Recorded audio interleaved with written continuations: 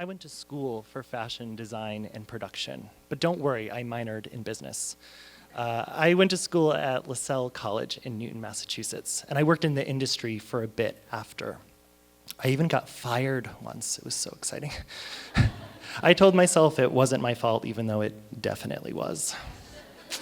I took myself way too seriously back then, and in the end, it kind of bit me in the butt.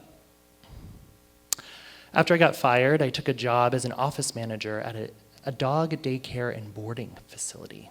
And while I adored the animals, I unfortunately got bit in the face by a dog after working there for a short while. And I was truly devastated. It was a really confusing time for me because most of my self-worth was based in my appearance, and I'm not proud to tell you that, but it was true. I cruelly told myself that I deserved what happened to me, and I vowed not to take myself so seriously anymore. I remembered wanting to run away, to be somebody different, and I did. I departed from my friends, my family, and I moved to Maine. When I first arrived on Deer Isle, I was so excited. I never thought I'd be lucky enough to see the ocean every day. And eating lobster was like a once-a-year thing that I did on family vacations at a fancy white tablecloth restaurant kind of place. My heart and my mind were fully open to the next chapter of my life. In terms of mother-in-laws, I really hit the jackpot in this department. Deb got me a job picking crab at Coldwater Seafood when I first moved here.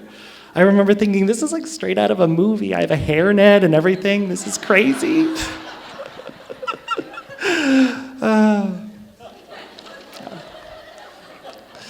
Everyone was really nice to me and told me that my scar made me even more handsome. Chicks really dig scars, they told me, which always made me laugh for very obvious reasons. Well, you know what we mean, they would always correct themselves. Yeah. One day at Coldwater Seafood, I had a lot on my mind. I was very quiet at the picking table, and my coworker cornered me in the break room. And she asked, "What's wrong?" I told her everything's fine. And she got really mad at me and told me that it was rude to lie to her. So I burst into tears, and I told her that my student loans were due and that I didn't have any money, and I was too embarrassed to ask anybody to help me.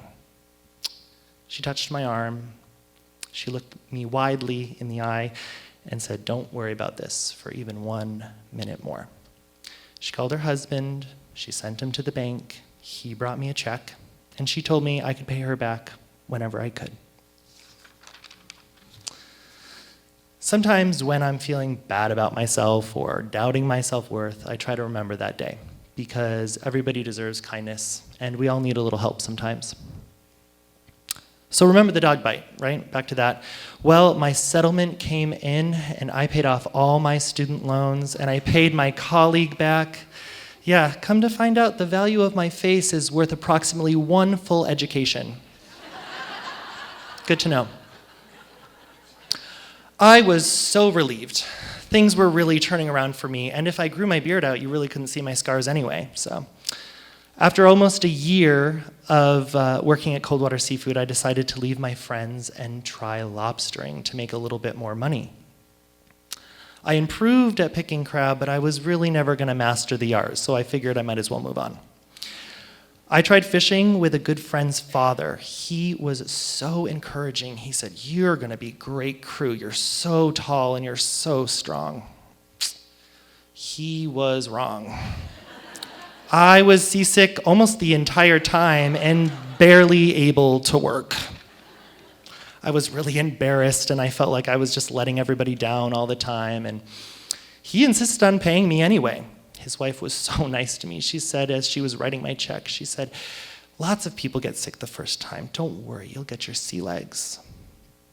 I did not. I went fishing for 2 years on 2 different boats, and I was seasick nearly every single day. And some of those days were 14 hours long. But do not worry, I worked through it, and honestly, my figure had never been better. While living on the island, I tried not to take myself too seriously. But it seemed that ever since fashion school, I just wasn't really good at anything. I was so envious of my friends from college who had big careers and they were living in cities. I thought, oh well, I guess I'm just not working hard enough, or I don't know. Life wasn't very fun, and I wasn't really falling into place the way that I thought I would. I tried to remember what I was good at.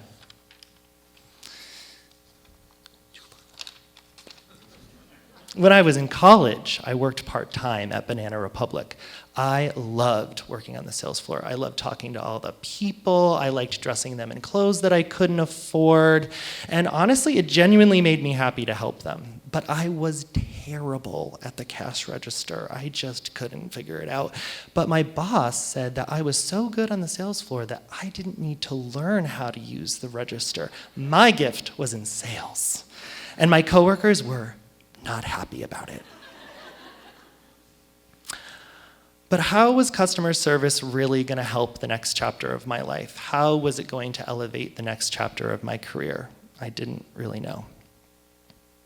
But that summer, in 2019, I started Burnt Cove Boil, a retail seafood eatery overlooking Fifield Lobster Company in Stonington. We averaged like 1 to 5 people a night. But man, all of my friends were so encouraging about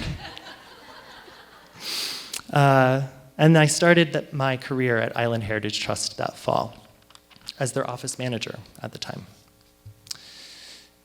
In its 5th season, Burnt Cove Boil seated approximately and on average 40 people a night.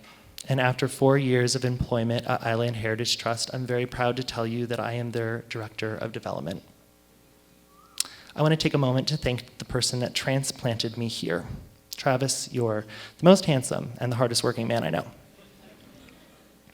It may have taken me a few years on Deer Isle to arrive to my potential, but I've learned not to look down at any job or any person. I've learned that it's actually easier to vomit standing up. You hinge at the waist and let gravity do the work.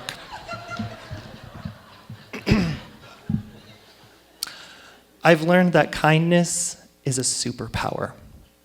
And most importantly, I've learned that it's okay to ask for help, and it's okay to take yourself seriously to a certain point. Thank you.